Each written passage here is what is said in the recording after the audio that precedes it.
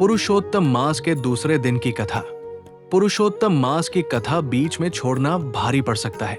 कल आपने देखा कैसे एक गरीब भक्त ने भूखे भिखारी को रोटी खिलाई और भगवान श्री कृष्ण स्वयं उसके घर प्रकट हुए।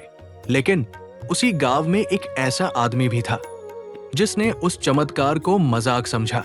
और फिर पुरुषोत्तम मास के दूसरे दिन उसके साथ ऐसा हुआ जिसे सुनकर पूरे गांव की रूह कांप उठी। लालची सेठ। उसी गांव में एक बहुत अमीर सेठ रहता था। नाम था धनराज। सोना, चांदी, नौकर, बड़ा घर, सब कुछ था उसके पास। लेकिन उसके दिल में घमंड भरा था। जब गांव वाले माधव के चमत्कार की बात कर रहे थे तो सेठ जोर जोर से हंसने लगा। अरे ये सब झूठ है। अगर कथा सुनने और रोटी देने से भगवान मिलते तो आज हर गरीब राजा बन जाता। गांव के बुजुर्ग बोले, सेठ जी, पुरुषोत्तम मास का अपमान मत करो। लेकिन सेठ नहीं माना। उसने गुस्से में कहा, आज से मेरे घर में कोई कथा पूजा नहीं होगी। पूरा गांव डर गया क्योंकि पुरुषोत्तम मास में भगवान का अपमान बहुत बड़ा दोष माना जाता था।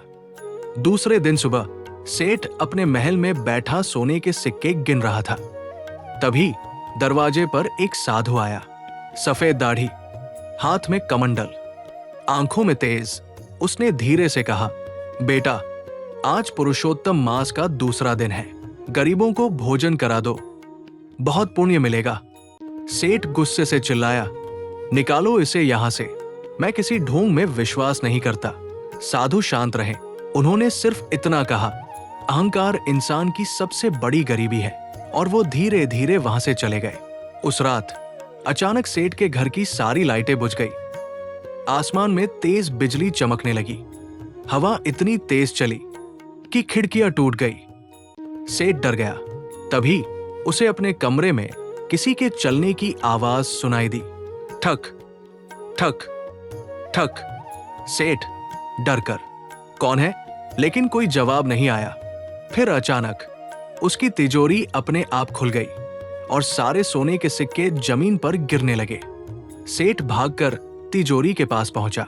लेकिन तभी उसे पीछे से वही साधु की आवाज सुनाई दी, धन से नहीं, धर्म से घर चलता है। सेठ पीछे मुड़ा, लेकिन वहां कोई नहीं था। उस रात सेठ सो नहीं पाया। जैसे ही उसकी आंख लगी, उसे सपना आया, एक अंधेरी नदी, चारों तरफ आग और उसमें डूबते हुए लोग। तभी एक दिव्य आवाज गूंजी, जो पुरुषोत्तम मास का अपमान करता है उसका पुण्य धीरे धीरे खत्म होने लगता है। सेठ डरकर उठ बैठा। उसका पूरा शरीर पसीने से भीगा हुआ था। सुबह होते ही सेठ दौड़ता हुआ माधव के घर पहुंचा। माधव तुलसी के सामने दीपक जला रहा था। सेठ उसके पैरों में गिर पड़ा। मुझे बचा लो माधव, मैंने बहुत बड़ा पाप कर दिया। माधव शांत स्वर में बोला, भगवान दयालु है, अगर सच्चे मन से पश्चाताप करो तो सब ठीक हो सकता है। सेठ रोने लगा। सेठ बोला, अब मैं क्या करूं? माधव बोला, आज दूसरे दिन, भूखों को भोजन कराओ और भगवान श्री कृष्ण की कथा सुनो। सेठ ने पूरे गांव में भोजन बांटना शुरू किया। गरीब, बूढ़े, बच्चे, सबको अपने हाथों से खाना खिलाया। फिर रात को वो पहली बार सच्चे मन से भगवान के सामने बैठा। आंखों में आंसू थे। सेठ बोला, हे प्रभु, मुझे माफ कर दीजिए। तभी मंदिर की घंटियां अपने आप बजने लगी। पूरा कमरा दिव्य प्रकाश से भर गया और वही साधु वहां प्रकट हुए। लेकिन इस बार उनका रूप बदलने लगा।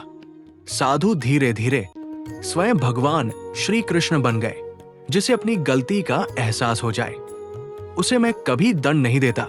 सेठ रोते हुए भगवान के चरणों में गिर पड़ा। पूरा गांव राधे कृष्ण के जयकारे लगाने लगा।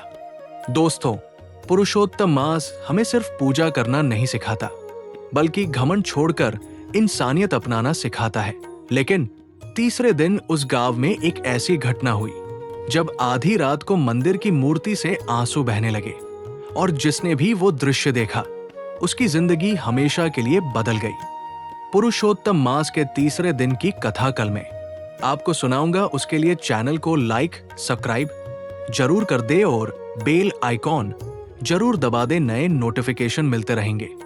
जय श्री कृष्णा।